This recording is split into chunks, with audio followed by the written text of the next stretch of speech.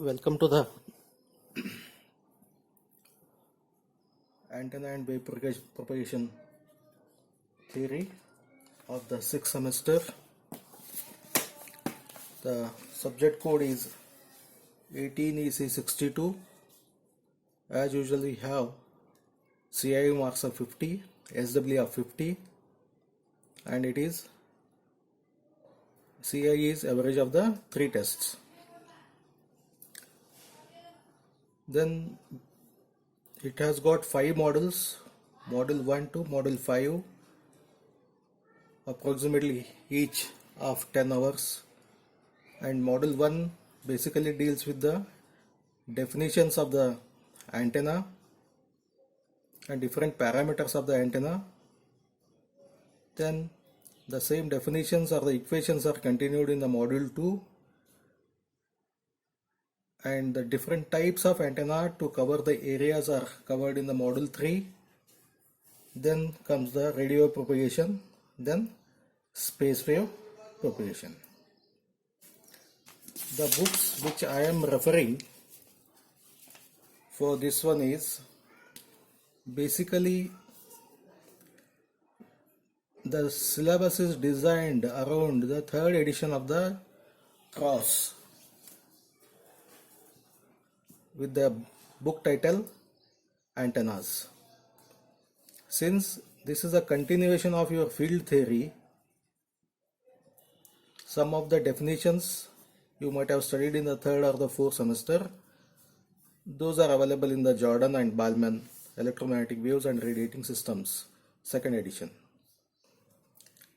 and that is only the reference. But I am referring the John D. Cross for the first or the 100%, you can say. If you have any doubt, you can go through the another book, Antenna and Wave Propagation by the K.D. Prasad.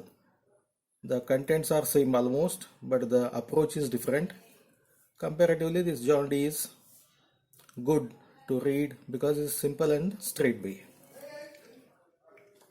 Next, coming to the first lecture,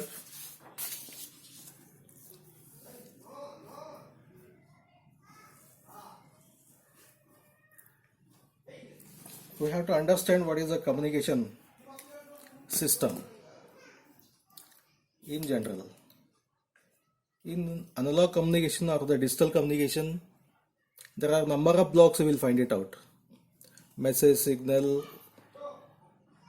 digital to analog to digital converter, then coding, then comes the modulation, then comes the antenna, then comes the channel, demodulation, and the same blocks are repeated in this part of the system. But we are not interested in the previous blocks of this one because those are covered in the analog communication system. Basically, you start with the analog signal, message signal, which is continuous in nature and which is modulated using the carrier of some frequency FC1. Then it is fed to the antenna. This is called as a coupling between the transmission section and the antenna, and this forms your antenna system. This is a symbol for the antenna. There are different types of antennas are available here: Aggie-Oda antenna, horn antenna, cosine antenna, and other things. This is just a symbol, and it is transmitted through the free space. We call it as a communication channel or the free space.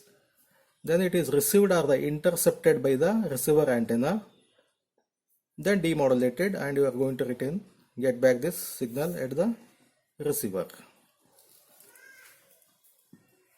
But what is a communication channel? We have studied the communication channel in the telecommunication system. It may be physically connected through twisted pair cable, coaxial cable, or a fiber optic cable. If it is a wireless channel, then we call it as a free space. It may be a radio communication, it may be a mobile communication, or it may be a satellite communication. Of course, in the case of satellite communication, you are directly connecting it to the satellite. Then from the satellite, it is coupled to the receiver. But here the scenario is totally different.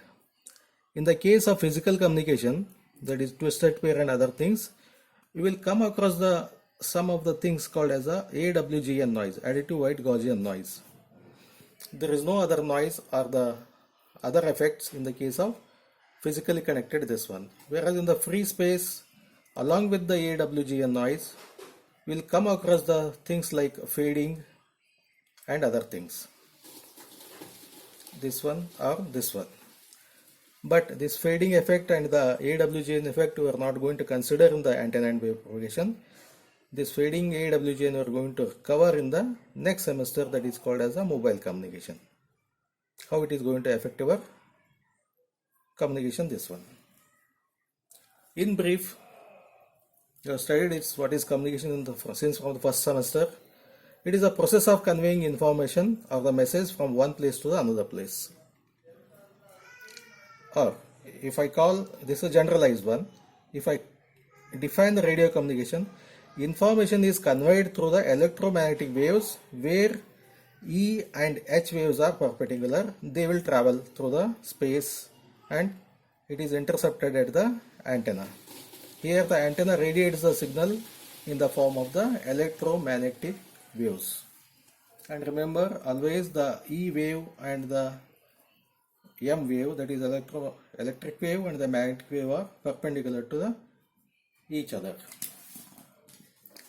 Then when you say you are doing a communication, definitely it involves the bandwidth. What is a bandwidth? A communication always involves a spectrum. Spectrum is also called as a band of frequencies, from which frequency to which frequency you are using. The whole frequency band from the 0 Hz, that is a DC, to infinite Hertz is available for the communication. But right now we are making use up to the something around 3.8 gigahertz. Up to this point we have the communication equipments we have. Okay. Initially the basic aim of the communication is to transmit the messages, like the text messages. Text messages. Then initially it has started. Then the extended version of this one is the telephony. Telephony, that is for the conveying voice is communicated from one place to the another place. Then comes the TV communication, wherein the band of frequencies are from the 0 to 5 kilohertz. In this case it is 0 to 4, here in this case 1 to 100. Okay. So telephony means your speech signal.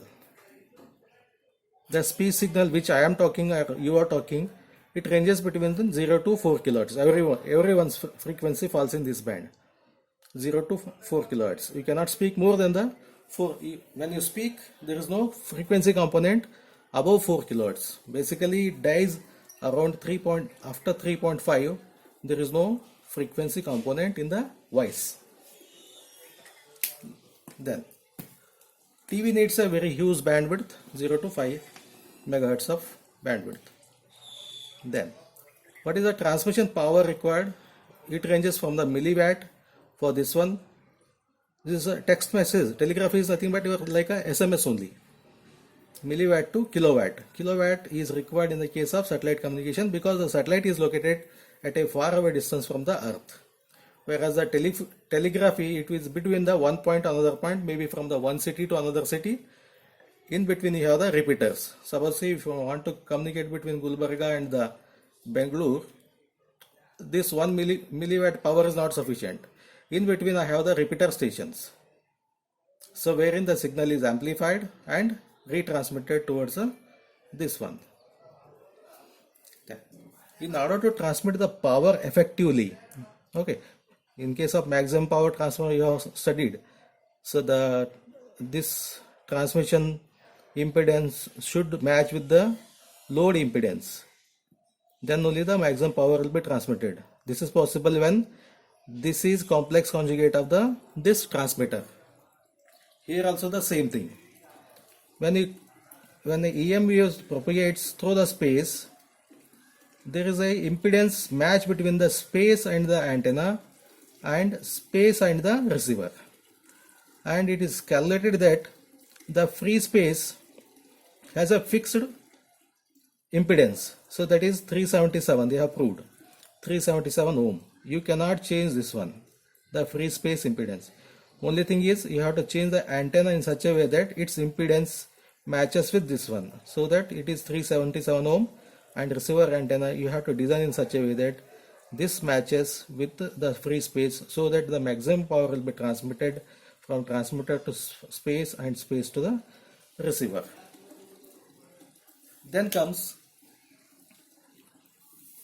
so why you are going for the modulation? This is a basic thing. To separate the channels. Suppose I want to convey, I am going to talk to I am the user 1 talking to user X. If you are using the 0 to 4 kilohertz and there is one more user, maybe user number 2, he wants to talk to Y. When you transmit this signal in the space, his frequency band is also 0 to 4, his frequency band is also 0 to 4. If they are at this point, if they come in close, definitely they are going to be mixed up depending on the phase. If phase is same, they will add up and deliver this one to the receiver antenna, this one and this one. And if the phases of this one is different, then they will cancel and deliver it to this X and the Y. As a result, neither you hear the user 1, you cannot convey the user 1 information to the X or user 2 to the Y. Some information from this one is conveyed here, something is lost also.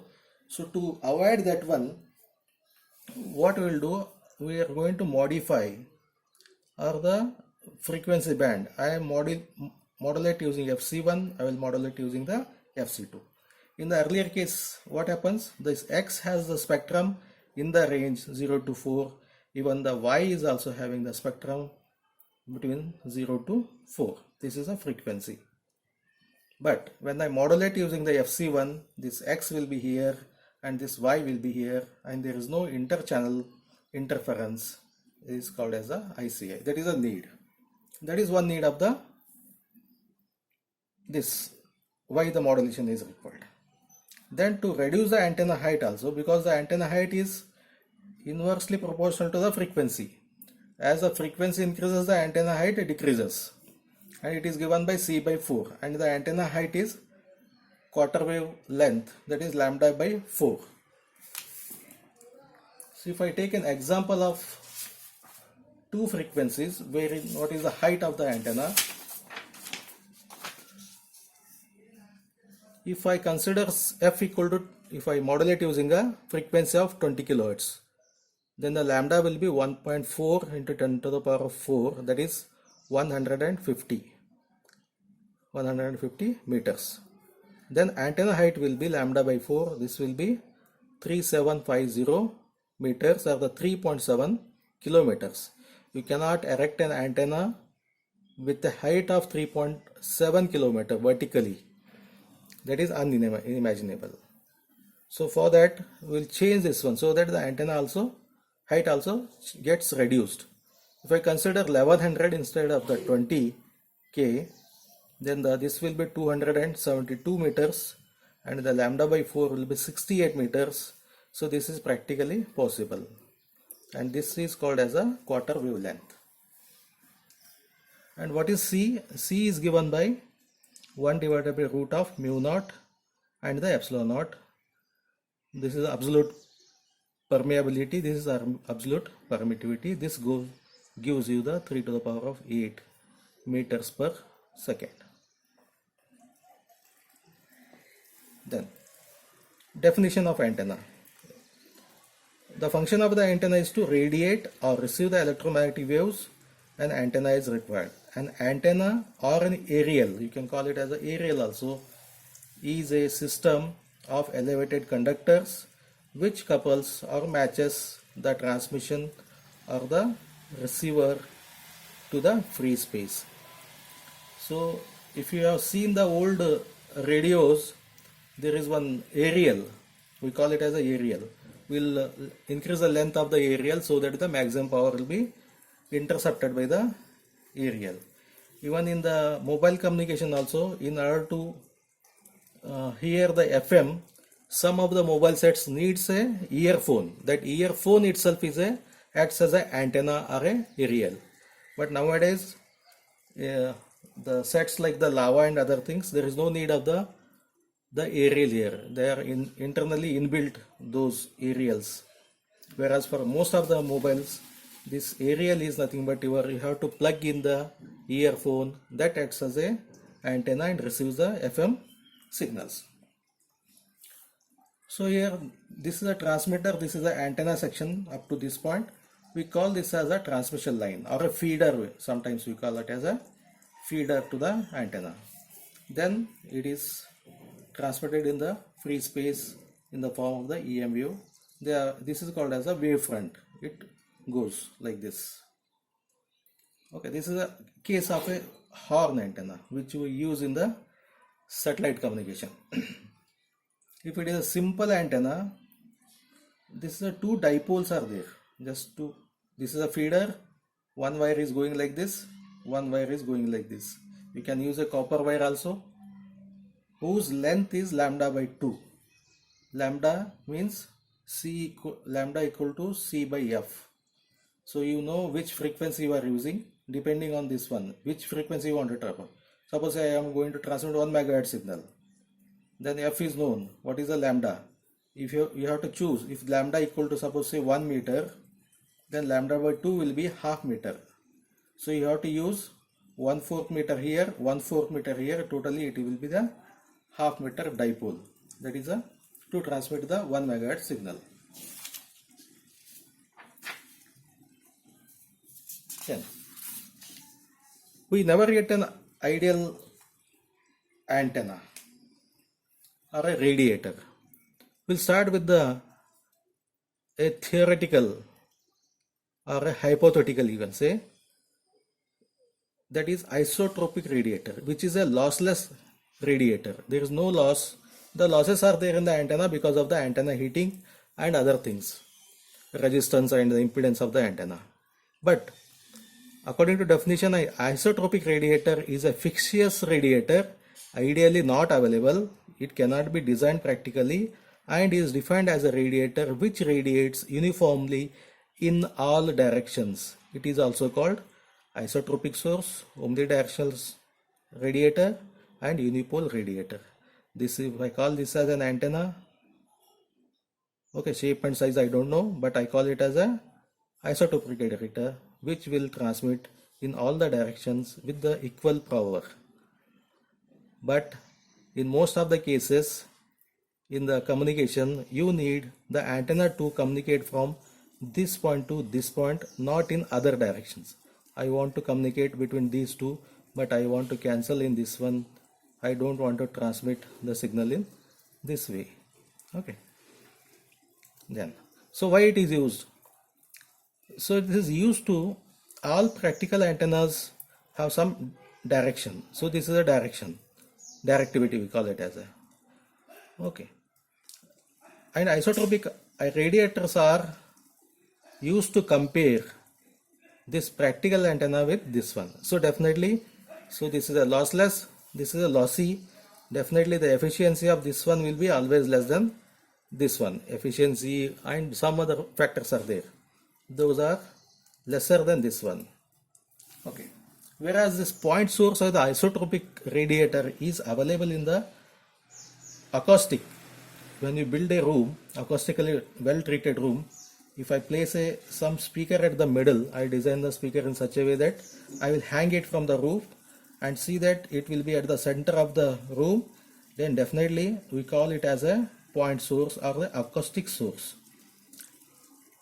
for this kind of source, the transmitted power is Wt and the received power at a distance of r is Wt, total Wt will be Pr into 4 pi r square, or the power received at this point will be Wt by 4 pi r square. So first class we'll stop it here. In the next class we'll take up the antenna parameters. Nearly 10 to 12 basic parameters are there. We'll discuss them. In the meantime, you start reading the parallelly this cross book as well as the KD Prasad book. At least first time, don't try to understand, just casually you read the book, you'll get the doubt. After that you go through my videos. If you still have the doubt, once again go back to this one. Still if you have the doubt, we'll try to solve it in the class. Thank you.